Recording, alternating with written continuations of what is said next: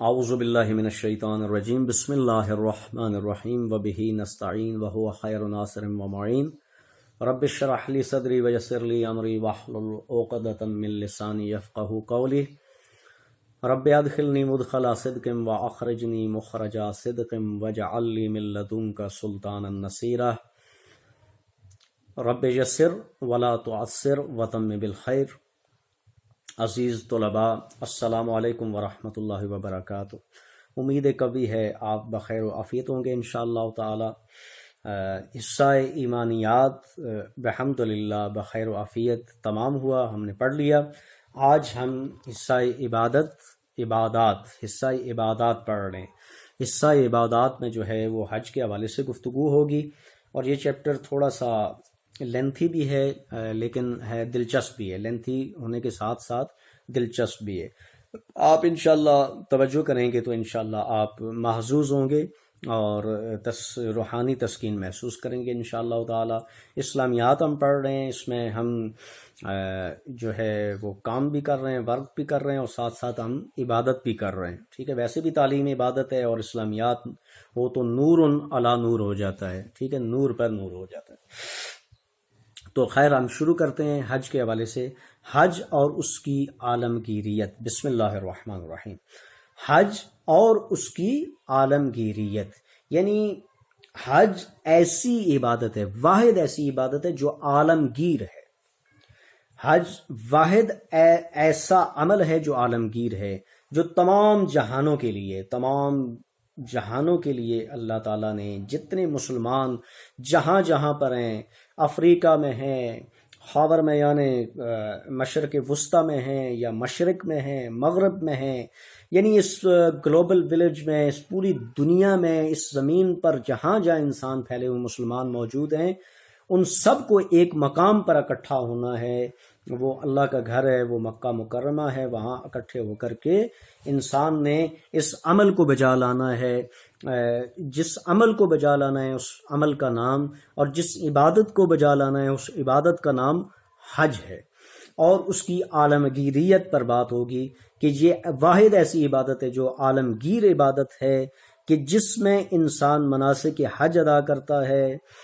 ایک عظیم نعمت ہے حج، اور اس میں ملی وحدت کا ایک عنصر آتا ہے، پیار و محبت کا عنصر آتا ہے، اجتماعی عبادت ہے، واحد عبادت ہے اللہ تعالیٰ کی، کہ جس میں سب مل کر کے کرتے ہیں ایک ہی آواز میں، لبیک اللہم لبیک لا شریک لک لبیک ان الحمد والنعمت لک والملک لا شریک لک۔ اس کی یہ جو تلبیہ پڑھ رہے ہوتے ہیں، یہ ایک ہی زبان ہوتی ہے سب کی، عربی میں یہ پڑھ رہے ہوتے ہیں، چاہے جو بھی جس کی زبان ہو، اردو بولنے والا ہے، عربی بولنے والا ہے، فارسی بولنے والا ہے، انگریزی بولنے والا ہے، کہیں سے بھی آیا ہے، ہندی بولنے والا ہے، لیکن وہ وہاں پر کیا ہے، ایک ہی زبان بولے گا، وہ عربی ہوگی، ایک ہی زبان۔ لباس بھی ہمارا ایک ہی ہوگا، وہ احرام ہوگا، سفید رنگ کا احرام ہوگا۔ یعنی ایسے ہی لگے گا کہ اللہ تعالیٰ کی ایک آرمی، اللہ تعالیٰ کی یہ اس پوری دنیا کے سلطان کی، اس پوری کائنات کے سلطان اللہ تعالیٰ کی ایک فوج ہے جو ایک جگہ پر اکٹھی ہوئی ہے۔ اللہ تعالیٰ ہمارے دلوں کو بھی اکٹھا فرمائے، آمین ثم آمین۔ اللہ تعالیٰ ہمیں توفیق دے کہ ہم مسلمان حج کے فلسفہ کو سمجھتے ہوئے فرقہ پرستی سے دور رہیں، ہم حج کے فلسفہ کو سمجھتے ہوئے دین اسلام کے اصول اور مبانی کو سمجھیں، اور ہم آپس میں اتحاد و وحدت، کیونکہ اللہ تعالیٰ نے ایک جگہ اکٹھا کر کے فرمایا کہ رنگ و نسل کو بھول جاؤ، ایک ہی زبان تمہاری ہوگی، ایک ہی جیسا عمل ہوگا، ایک ہی جیسا لباس ہوگا۔ خبردار، جو دوسرا عمل انسان کرے اس کا حج باطل ہو جاتا ہے، اور جو حج کیے بغیر یعنی وہ استطاعت رکھتا ہے اس پر حج واجب ہو جاتا ہے۔ یعنی مال اتنا رکھتا ہو کہ وہ حج کر کے واپس ہو تو اس کے پاس اتنا مال ہو، اتنا زیادہ مال ہو کہ وہ واپس آئے تو وہ فقیر نہ کہلائے، غریب نہ کہلائے۔ ایسے بندے پر حج واجب ہے، فرض ہے، وہ بندہ مستطیع ہے، اور جو مستطیع نہ ہو اس پر واجب نہیں ہے۔ حج زندگی میں ایک دفعہ ہی واجب ہوتا ہے، ایک دفعہ ہی کرنا ہوتا ہے، بار بار حج نہیں کرنا ہوتا۔ بار بار آپ حج، نیابتی حج کر سکتے ہیں آپ، لیکن واجب حج جو ہوتا ہے وہ ایک دفعہ ہی ہوتا ہے، لیکن وہ مستطیع شخص پر ہوتا ہے۔ ایک مستطیع شخص باوجود اس کے کہ تمام تر وسائل اس کے پاس ہیں، وہ حج نہیں کرتا، حج نہیں بجا لاتا، تو روایات میں ملتا ہے کہ جب وہ مرتا ہے، مرتے وقت اسے کہا جاتا ہے کہ تمہارے پاس اختیار ہے، چاہو تو یہودی مرو، چاہو تو نصرانی مرو، یعنی یا نصرانی مر جاؤ یا یہودی مر جاؤ، یا تم عیسائی ہو کے مرو یا تم یہودی ہو کے مرو، یعنی جو حج نہیں کرتا وہ یا یہودی ہوتا ہے یا پھر وہ نصرانی ہوتا ہے، معذرت کے ساتھ۔ تو ایسے چیزوں کو، اس بہت بڑی عظیم عبادت کا ہمیں ادراک کرنا چاہیے، درک کرنا چاہیے، اور ہمیں کوشش کرنی چاہیے کہ وہاں جو مظاہرہ ہم کرتے ہیں اس کو اپنی عملی زندگی میں عملی جامہ پہنائیں اور مسلمانوں میں اتحاد و وحدت برقرار رکھیں۔ ابھی ہم متن کو پڑھتے ہیں کیونکہ وقت بھی بہت کم ہوتا ہے۔ اس چھوٹے سے کلپ میں ہم نے مثلا بہت ساری باتیں سمیٹنی ہوتی ہیں۔ میرے عزیز بچوں، طلباء، آپ نے کیا کرنا ہے؟ آپ کا کام جو ہے، ہمارا کام لیکچر ڈلیور کرنا ہے، بتانا ہے، اور آپ کا کام جو ہے وہ اس کو غور سے سننا، اور اپنے پاس کاپی پینسل، پہلے بھی میں عرض کر چکا ہوں، ہونی چاہیے، قلم آپ کے پاس ہونا چاہیے، اور آپ ساتھ ساتھ اس کو قلم بند کر لیے کر رہے ہیں۔ روایات کے جملے ہیں، احادیث کے جملے ہیں، فرامین ہیں، قید العلم بالقلم، اپنے علم کو قید کریں قلم کے ذریعے سے، تو یا قید العلم بالکتاب، آپ اس کو لکھ کر کے اس کو قید کر لیں۔ ابھی ہم متن کی طرف آتے ہیں، اور جس میں کوئی مشکل لفظ ہوگا تو اس کی کوشش میں کروں گا کہ اس کی میں چھوٹا سا ترجمہ اور تشریح بھی کر دوں۔ اعوذ باللہ من الشیطان الرجیم، بسم اللہ الرحمن الرحیم۔ چھوٹی اور محدود تشریح کریں گے ہم، جب آپ تشریف لائیں گے تو انشاءاللہ اس پر مزید وضاحتیں بھی ہوں گی، لیکن پہلے سے آپ کو ایک آئیڈیا ہونا چاہیے، یہ آپ کے لیے ایک آئیڈیا ہے، اور پھر ہم دیکھیں گے کہ آپ نے ان چھٹیوں سے، ان فراغت سے کتنا فائدہ اٹھایا ہے انشاءاللہ تعالی۔ امید ہے کہ آپ اس کو جدی لیں گے اور اس پر عمل کریں گے انشاءاللہ تعالی۔ حج اور اس کی عالمگیریت۔ حج کے لغوی معنی کیا ہیں؟ زیارت کا ارادہ کرنا، یعنی جو لغوی معنی ہے وہ زیارت کا ارادہ کرنے کے ہیں، ٹھیک ہے، اور شریعت میں اسے حج اس لیے کہا جاتا ہے کہ اس میں انسان بیت اللہ شریف کی زیارت کا ارادہ کرتا ہے۔ حج ہر بالغ اور صاحب استطاعت، جیسا کہ میں نے پہلے عرض کیا، مسلمان پر زندگی میں ایک بار فرض ہے، واجب ہے۔ قرآن کریم میں ارشاد ہے، لوگوں پر اللہ کا یہ حق ہے کہ جو بھی استطاعت رکھتا ہو اس کے گھر کا حج کرے، اور جس نے کفر و نافرمانی کی روش اختیار کی ہو تو اللہ تعالیٰ سب اہل عالم سے بے نیاز ہے، یعنی اگر کفر اور نافرمانی کرے گا، روح گردانی کرے گا، تو اللہ تعالیٰ سب سے بے نیاز ہے۔ پھر اللہ تعالیٰ لم یلد ولم یولد ہے، اللہ تعالیٰ اللہ الصمد ہے، وہ بالکل بے نیاز ہے، اسے نہ آپ کے نماز روزے کی ضرورت ہے، نہ آپ کے حج کی ضرورت ہے۔ یہ حج، نماز، روزہ، یہ سب چیزیں صرف ہمارے بھلائی کے لیے۔ سورہ آل عمران میں ہے۔ اسی طرح حدیث شریف میں آیا ہے کہ جس شخص کو کسی بیماری یا واقعی ضرورت یا ظالم حکمران نے روک نہ رکھا ہو، اس کے باوجود حج نہ کرے، تو چاہے وہ یہودی مرے یا نصرانی۔ دیکھیں، میں نے پہلے بھی عرض کیا تھا کہ سب کچھ اس کے پاس ہے، حکمران بھی اسے نہیں روک رہا، ظالم حکمران بھی نہیں روک رہا، واقعی بیمار نہیں ہے اور کوئی ضروری کام بھی نہیں ہے، شرعی عذر بھی نہیں، اس کے باوجود وہ حج نہیں کرتا، مستطیع ہے، تو اسے کہا جاتا ہے کہ تم چاہے یہودی مرو چاہے نصرانی۔ حج اسلام کا پانچواں بنیادی رکن ہے، یعنی بنیادی اور پانچواں رکن ہے، اور سفر کا ارادہ کرنے کے بعد جوں انسان اپنی منزل کی جانب بڑھتا ہے، اس کے اندر نیکی کا جذبہ پروان چڑھتا جاتا ہے۔ اس کی کوشش یہ ہوتی ہے کہ اس سے کسی کو اذیت نہ پہنچے، جس کی جتنی خدمت ہو سکے وہ کرے۔ وہ حرم الہی کا مسافر ہونے کی حیثیت سے ہر برے کام سے باز رہتا ہے۔ اس طرح یہ پورا سفر انسان کا گھر سے نکلتے ہوئے وہاں تک جاتے ہوئے اور وہاں سے واپس آتے ہوئے عبادت رہتا ہے، پورا کا پورا سفر انسان کا عبادت کا ہوتا ہے۔ لیکن اگر وہاں پر انسان ان چیزوں کا خیال نہ رکھے تو وہ ایک سفر ہی ہوگا، ایک تفریح ہی ہوگی، عبادت نہیں کہلائے گا، اور حج پھر اسے دوبارہ کرنا پڑے گا۔ لبیک اللہم لبیک۔ اپنے دل میں اس نقشے کا تصور تو کیجئے کہ بے شمار قوموں اور ملکوں کے لوگ ہزاروں راستوں سے ہو کر ایک مرکز کی طرف چلے آ رہے ہیں۔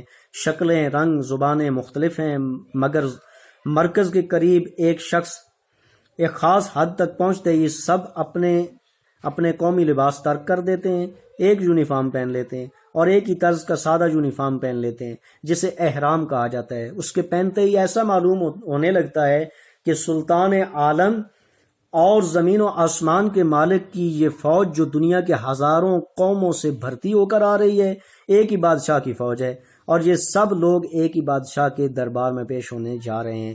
یہ یونیفارم پہنے ہوئے سپاہی جب میقات کس کو کہتے ہیں؟ احرام باندھنے کی جگہ، جہاں پر احرام باندھتے ہیں۔ پاکستانی ایک اور مقام ہے اس پر باندھتے ہیں، جو کسی افریقہ سے آتا ہے وہ کسی اور مقام پر باندھتا ہے۔ جو جگہ ہوتی ہیں احرام باندھنے کی اس کو میقات کہا جاتا ہے۔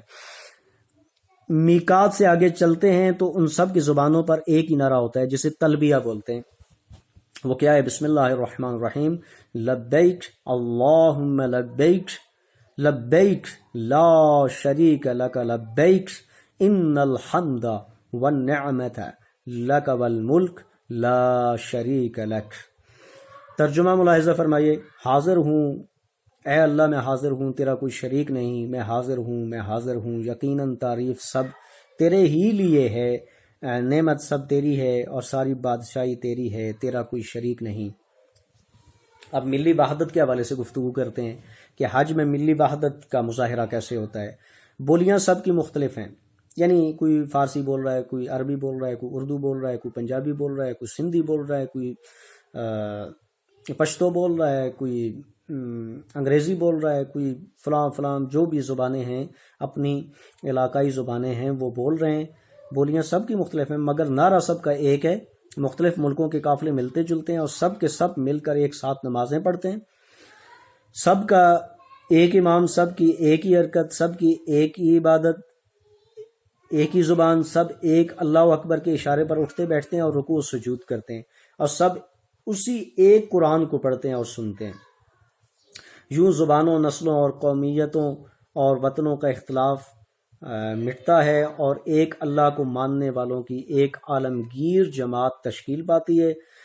پھر جب یہ قافلے یک زبان ہو کر لبیک اللہم لبیک کے نعرے بلند کرتے ہوئے چلتے ہیں تو ایک عجیب سی فضا پیدا ہوتی ہے جس کے نشے میں سرشار ہو کر آدمی اپنی ذات کو بھول جاتا ہے اور اس لبیک کی کیفیت میں جذب ہو کر کے رہ جاتا ہے۔ مناسک حج، سب کا مینا میں کیمپ لگانا، پھر سب کا عرفات کی طرف کوچ کرنا اور وہاں ایک امام سے خطبہ سننا، پھر سب کا رات کو مزدلفہ میں چھاؤنی ڈالنا، پھر سب کا ایک ساتھ مینا کی طرف پلٹنا، پھر سب کا جمرات پر کنکریاں مارنا یعنی شیاطین پر کنکریاں مارنا، پھر سب کا قربانیاں کرنا، پھر سب کا ایک ساتھ کعبے کی طرف پلٹ کر طواف زیارت کرنا اور سب کا ایک ہی مرکز کے گرد نماز پڑھنا۔ یہ سب اعمال وہ کیفیت پیدا کرتے ہیں جس کی مثال پوری دنیا میں یا کسی مذہب کے کسی عمل میں نہیں ملتی۔ حج ایک عظیم نعمت ہے، یہ آخری بات کر رہا ہوں۔ تمام قوموں کے عام لوگوں کا صاف دلی کے ساتھ ملنا، قلبی و روحانی اتحاد کے ساتھ ملنا اور صرف ایک ہی دفعہ ہی مل کر نہ رہ جانا بلکہ ہر سال ایک ہی مرکز پر اسی طرح اکٹھے ہوتے رہنا، وہ نعمت ہے جو اسلام کے سوا اولاد آدم کو کسی نے عطا نہیں کی۔ دنیا میں امن قائم کرنے، قوموں کی دشمنیوں کو مٹانے، لڑائی جھگڑوں کے بجائے محبت، دوستی، برادری، رواداری کی فضا پیدا کرنے کے لیے حج سے بہتر کوئی نسخہ کسی نے تجویز نہیں کیا۔ اسی لیے سرور کونین صلی اللہ علیہ وآلہ وسلم نے ارشاد فرمایا، بے شک حج گناہوں کو اس طرح دھو ڈالتا ہے جیسے پانی میل کچیل کو دھو ڈالتا ہے۔ ابھی مشق کی طرف آتے ہیں۔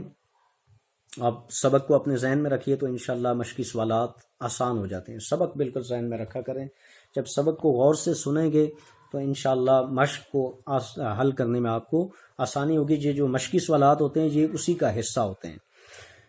اسلام میں حج کو کیا حیثیت حاصل ہے، تفصیل سے لکھیں۔ یہ اوپر والا جو پیراگراف ہے یعنی حج کے لغوی معنی سے لے کر کے لبیک کا یہ پورا پیراگراف جو ہے یہ یہاں تک لکھنا ہے۔ سفر حج کے دوران عالم اسلام کی اتحاد کی جو روح نمایاں ہوتی ہے مثالیں دے کر واضح کریں۔ یہاں پر سفر حج کے دوران عالم اتحاد کی ملی وحدت والا آپ لکھیں گے، اور مکہ مکرمہ بیت اللہ شریف پہنچنے کے بعد ملت اسلامیہ کی وحدت کے کیا مناظر ہوتے ہیں، وہاں پر ایک یہ ملی وحدت والا اور آپ مناسک حج کا جو ہے یہ پیراگراف آپ لکھیں گے۔ اب خالی جگہ پر کریں، اس جگہ پر ہے حج کے لغوی معنی ڈیش کا ارادہ کرنا۔ حج کے لغوی معنی کیا ہیں؟ زیارت کا ارادہ کرنا، ٹھیک ہے۔ جو بھی استطاعت رکھتا ہو اللہ کے گھر کا ڈیش کرے، یعنی اللہ کے گھر کا حج کرے۔ احرام باندھنے کی مقررہ جگہ کو کہتے ہیں ڈیش کہتے ہیں، یعنی میقات کہتے ہیں۔ اے اللہ میں ڈیش ہوں، تیرا کوئی شریک نہیں، یعنی اے اللہ میں حاضر ہوں، تیرا کوئی شریک نہیں۔ اسی کے ساتھ، اسی امید کے ساتھ کہ آپ اس سبق کو جدی لیں گے، آپ نے لکھ بھی لیا ہوگا، قلم بند کر لیا ہوگا، پوائنٹس لکھ لیے ہوں گے، اور انشاءاللہ مشقی سوالات بھی آپ حل کر لیں گے۔ جب متن کو آپ دیکھیں گے تو انشاءاللہ آپ سب کچھ واضح ہو جائے گا۔